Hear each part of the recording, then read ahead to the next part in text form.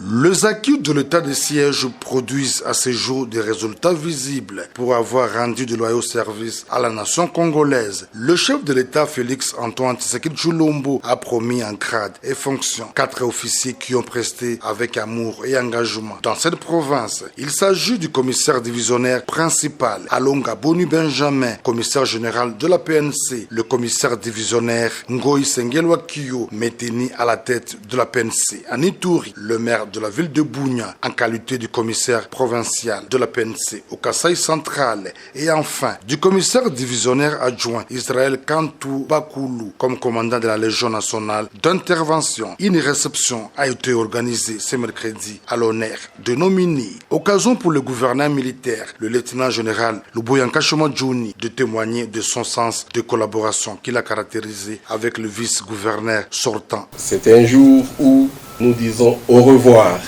à un grand officier qui était avec nous ici, avec qui nous avons évolué, avec qui nous avons passé des moments de sacrifice et des moments de joie aussi.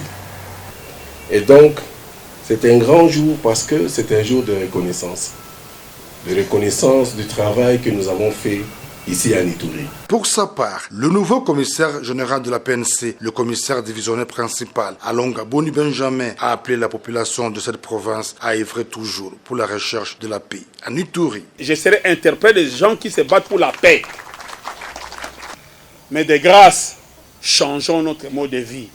Respectons la vie des autres. On ne sait pas travailler sans la paix. Toutes les richesses que regorge Ituri peuvent booster l'économie de l'Ituri au ricochet de la République.